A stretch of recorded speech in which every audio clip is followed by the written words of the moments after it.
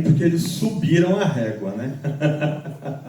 Mas nós vamos falar de usabilidade na TV. E aqui, agora eu vou assumir o local, o lugar do usuário, tá? E das dificuldades, das dores que ele passa. A gente está falando aqui de captação de dados, de consumo logado, né? E isso já abre de cara para nós sobre um paradigma tradicional da TV, das Smart TVs, que em algum momento eu não acho que são tão smarts assim, né? Onde a gente pode ter problemas com equipamentos obsoletos, passando por set-top box, a integração que é muito engessada, e dessa forma, toda vez que a gente pensa, né, em fazer login numa TV, será que faz sentido a gente ainda catar milho na TV, ali diante de tantas coisas que são pedidas, né? Como é que a gente vai fazer um consumo logado se eu não tenho uma user interface que conversa e facilita essa minha necessidade para o usuário,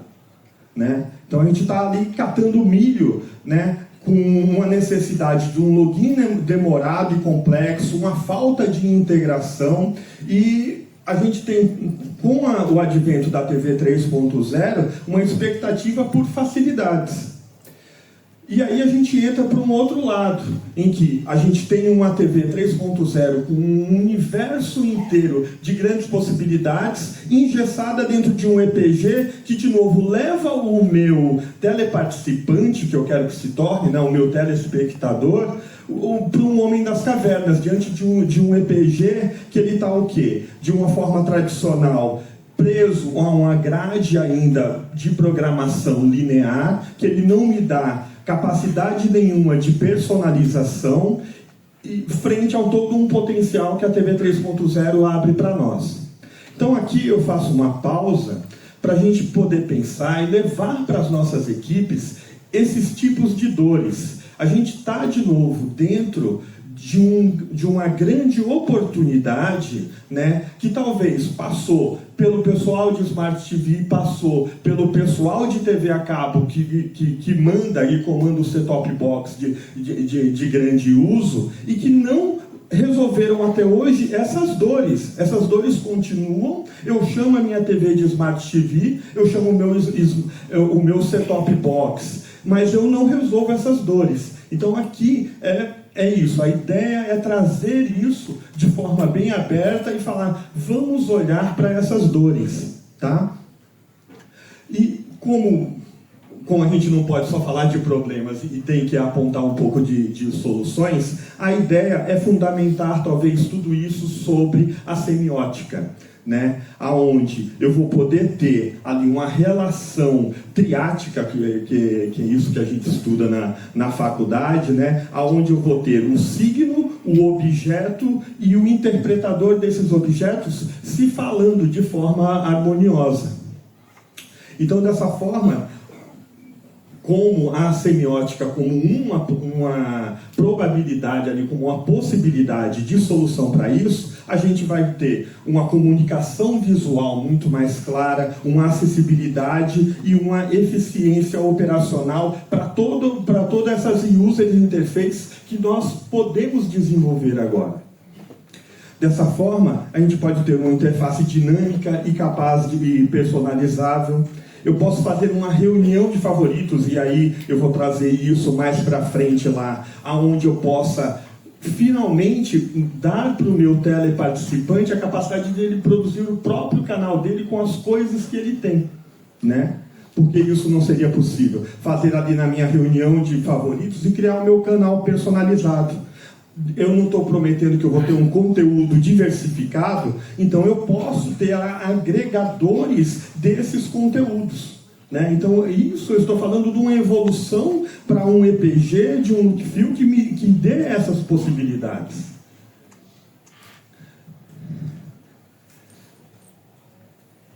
A gente chega aqui abrindo o DTV Plus, e quando eu fizer a busca ali nas regiões onde eu possa ter todos esses apps carregados, né, e toda essa capacidade de personalização que se abre com a TV 3.0, aonde ela vai me dar, e aí eu vou saber aqui, coisas muito interessantes que hoje a gente só via isso dentro do streaming, né? Onde eu estou vendo que é um programa no ar, ele é ao vivo, e eu posso voltar nesse programa do início, né? Então a gente está vendo um programa aqui que ele começou às 10 horas, eu cheguei às 10h30 em casa, e eu tenho a opção de escolher, deixa eu pegar isso aqui do começo, né? Ou então eu posso saltar sobre esse programa linear aqui e ir para um próximo. Olha só, assista agora, eu não preciso esperar esse terminar para assistir o outro.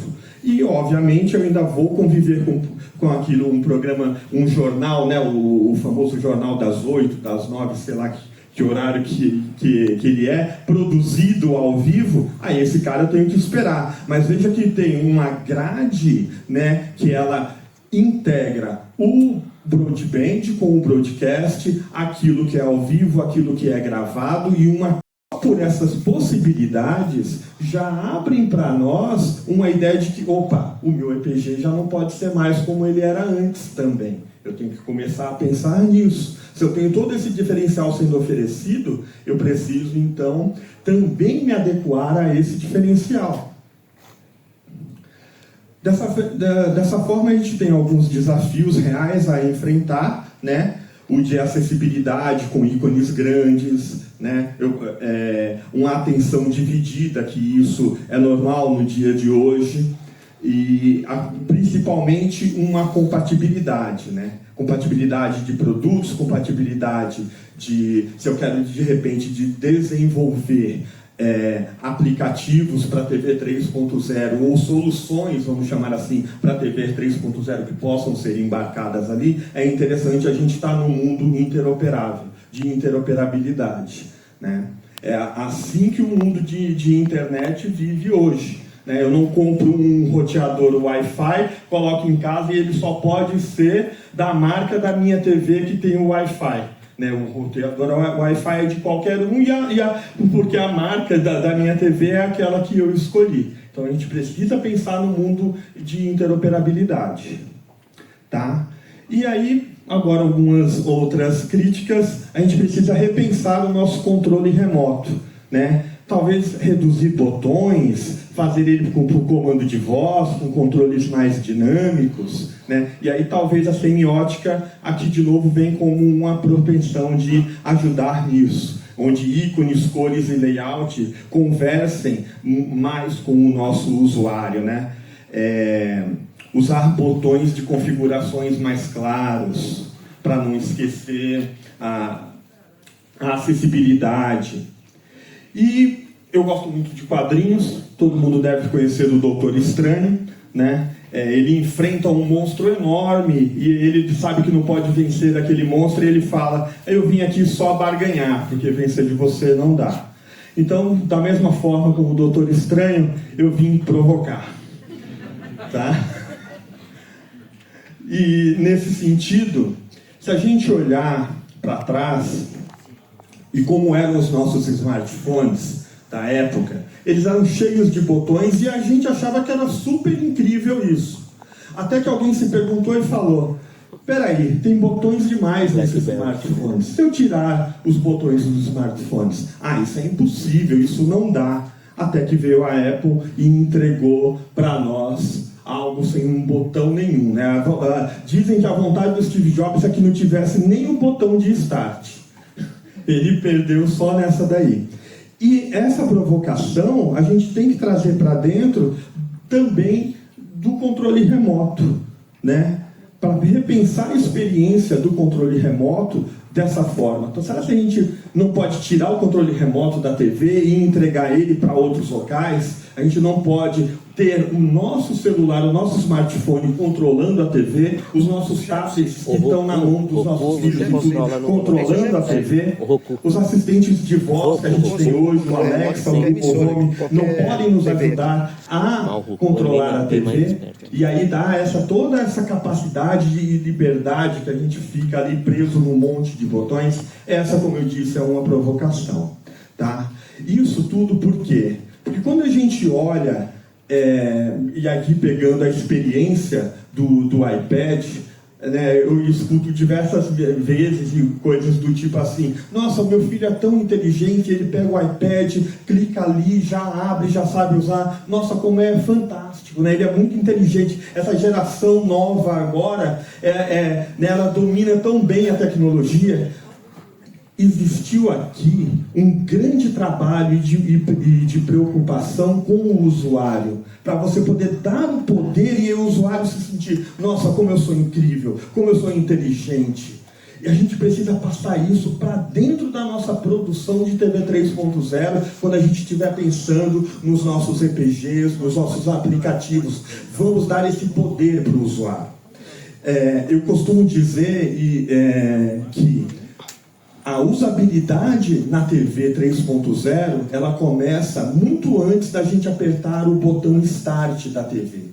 A usabilidade, ela se inicializa quando eu me preocupo com essas coisas que eles mostraram aqui para nós. Eu tenho que captar dados do usuário, eu preciso desse consumo logado, e como é que eu dou esse poder para que o cara não me xingue, para que ele não se sinta catando milho ali na frente e desista de tudo isso e leve para tudo para fora. Então, o usuário precisa ter essa alta capacidade de se sentir inteligente diante da TV. Nossa, como eu domino muito bem, não preciso mais chamar o meu sobrinho de 5 anos para me ensinar como é que loga na TV, né? Esse intuito que a gente precisa ter aqui.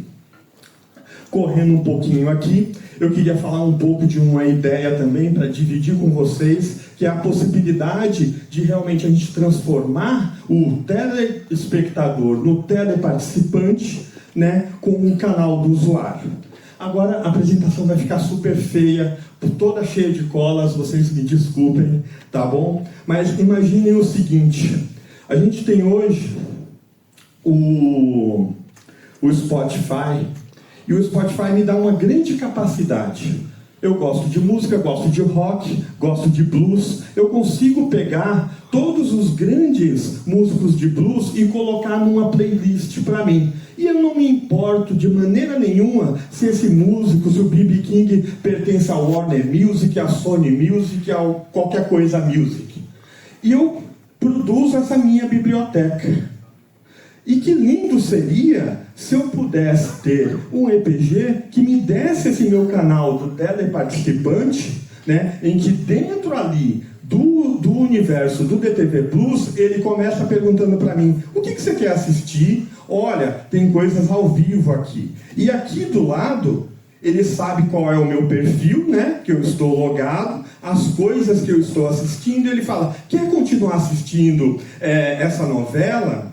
Olha, o capítulo novo sai hoje às 8 horas da noite, não se esqueça. Olha, esse aqui você não consegue assistir agora, é só às 18 horas, tá? É um aplicativo que conversa comigo e com as minhas necessidades, né? Avisa o que eu quero, me pergunta e me sugere coisas que dialogam com o meu perfil, e tem aqui na semiótica, né, o azulzinho falando que se eu quero continuar, o verde que eu estou pronto para assistir, e o vermelho dizendo para mim: olha, e tem que esperar um pouco. Aqui, obviamente, né, eu fiz umas colagens simplificadas, mas eu espero passar de forma didática a ideia dessa capacidade.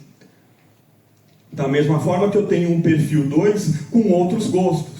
E aí, nesse perfil 2, eu tenho ali o programa que é ao vivo, ele me sugere outras coisas para poder assistir, mas sempre de olho no meu perfil, nos meus dados.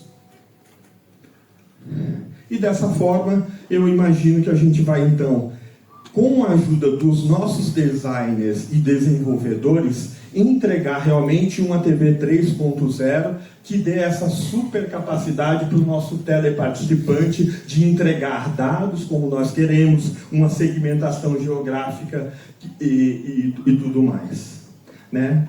Então o teleparticipante agradece.